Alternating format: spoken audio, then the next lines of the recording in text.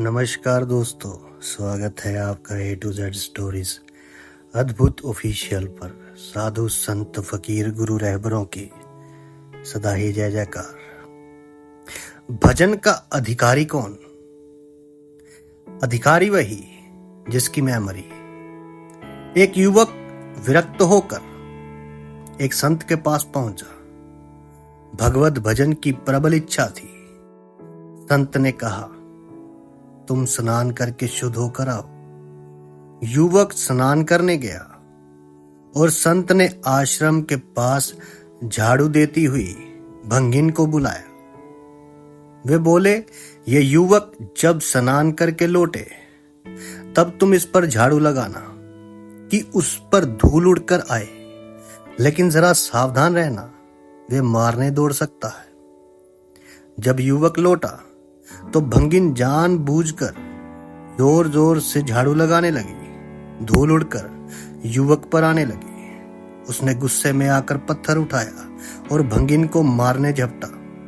भंगिन असावधान नहीं थी, झाड़ू फेंककर दूर भाग गई। युवक जो मुंह में आया बकता रहा। दोबारा स्नान करके वे महात्मा के पास आया। वो साधु ने कहा, तुम तो पशु की तरह मारने दौड़ते हो, अभी तुम भजन के लायक नहीं हुए। 1 वर्ष बाद आना, 1 वर्ष तक नाम जप करते रहो। 1 वर्ष पूरा करके युवक फिर संत के सामने हाजिर हुआ। साधु ने उससे फिर स्नान करके आने को कहा और उधर भंगिन को बुलाकर कहा, इस बार इसके लौटने पर इस तरह झाड़ू देना कि झाड़ू इससे छू जाए। डरना मत, मारेगा नहीं, कुछ कहे तो चुपचाप सुन लेना। भंगिन ने आज्ञा का पालन किया। युवक को गुस्सा तो बहुत आया, मगर सिर्फ कुछ कठोर वचन कहकर फिर स्नान करने चला गया। जब वे संत के पास पहुंचा तो वे बोले, अभी भी तुम भौंकते हो? 1 वर्ष और नाम जप करके आओ। 1 वर्ष और बिताकर युवक संत के पास आया। पहले की तरह फिर स्नान करके आने की आज्ञा मिली और भंगिन को आदेश दिया कि इस बार कूड़े की टोकरी उलट देना उस पर। भंगिन ने साधु की आज्ञा की पालना की। भंगिन ने कूड़ा डाल दिया उस युवक पर, लेकिन इस बार कुछ अद्भुत हो रहा था।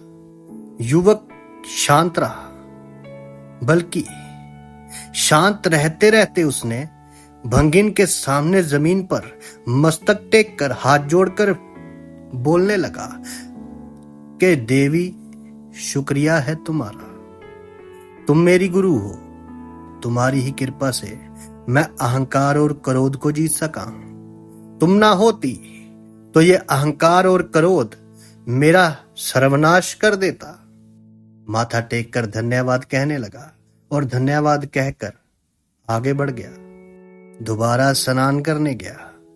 जब दोबारा स्नान करके युवक उन संतों के पास पहुंचा, फकीरों के पास पहुंचा, उन्होंने हृदय से लगा लिया। बोले, अब तुम भजन के अधिकारी हुए। परमात्मा का अधिकारी वही जिसमें मैं प्रबल ना हो। जिसकी मैं प्रबल है वहां तू का वास नहीं हो सकता। परमात्मा वो जहां मैं खत्म वहीं से वो शुरू। जहां अहंकार खत्म वहीं से निरंकार शुरू। जहां मैं मरी वहीं से जीवन शुरू। यदि अब तक अहंकार ही भीतर बसाए हो, अभी उसकी बस्ती दूर है जिसकी वजह से तुम हो। खुद को मिटाकर, खुदी को मिटाकर खुदा मिलेगा और कोई रास्ता नहीं उसे पाने का। साधु संत फकीर गुरु रहबरों की सदा ही जय जयकार।